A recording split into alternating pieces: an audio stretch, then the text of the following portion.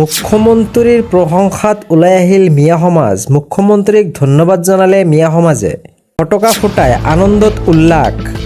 মিয়াৰ মুখে মুখে এতিয়া মুখ্যমন্ত্ৰী হিমন্ত বিশ্ব শৰ্মাৰ প্ৰশংসা। অসমৰ ইতিহাসত ৰাজ্য চৰকাৰৰ অভূতপূৰ্ব প্ৰশাসনিক সিদ্ধান্ত।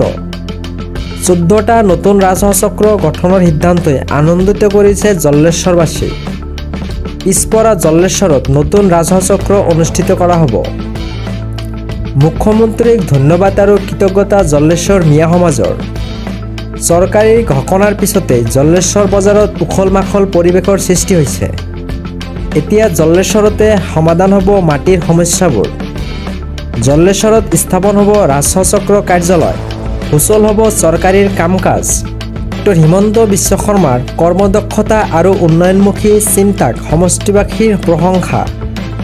সংখ্যালঘু এলেকাৰ বিকাশত চৰকাৰৰ গুৰুত্বক মিয়া সমাজৰ চালাম।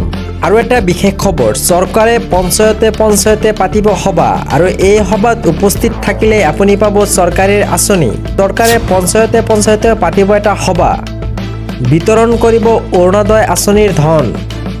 আপুনি একো কৰাৰ প্ৰয়োজন নাই, সভাত উপস্থিত থাকিলে পাব অৰুণোদয় আঁচনিৰ ধন। 3 আগষ্টৰ পৰা সকলোৱে পাব এই অৰুণোদয় আঁচনিৰ ধন।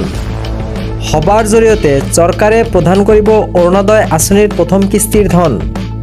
ফেচবুক লাইভ যোগে ঘোষণা কৰে ডক্টৰ হিমন্ত বিশ্ব শৰ্মাই। আজিৰে পৰা 5 দিন সাৱধান থাকক, কিয়নো নেৰানেপেৰা বৰষুণৰ ফলত ৰাজ্যত হৈ আছে প্ৰচুৰ বানপানী। সাৱধান হৈ থাকক ৰাজ্যবাসী। আজিৰে পৰা 5 দিনলৈ সাৱধান। নেৰানেপেৰা বৰষুণত হাই এলাৰ্ট জাৰি কৰা হৈছে। 17 জুলাইৰ পৰা 21 জুলাইলৈ IMDৰ এলাৰ্ট জাৰি কৰা হৈছে। ভাৰতীয় বতৰ বিজ্ঞান বিভাগৰ সতৰ্কবাণী। উজনিৰ পৰা নামনিলৈ প্ৰায় কেইখন জিলালৈ এলাৰ্ট জাৰি কৰা হৈছে। মহানগৰীত এজাক বৰষুণতে পুনৰ হাহাকাৰৰ পৰিৱেশ। বুৰ গ'ল যোৰহাট ৰাষ্ট্ৰীয় ঘাইপথখন। কৃত্ৰিম বানৰ বাবে আবদ্ধ শ যান-বাহন। পুনৰ ভয়ংকৰ যান-জঁটত সৃষ্টি। তিনিচুকীয়া, ডিব্ৰুগড়, চৰাইদেউ, শিৱসাগৰত জাৰি কৰা হৈছে ৰেড এলাৰ্ট। মাজুলী, যোৰহাট, ধেমাজি, লখিমপুৰ, বিশ্বনাথ, শোণিতপুৰ, কাৰ্বি আংলং, পশ্চিম কাৰ্বি আংলং, হোজাই, নগাঁও, মৰিগাঁও, ওদালগুৰি, দৰঙত কৰা হৈছে এলাৰ্ট জাৰি।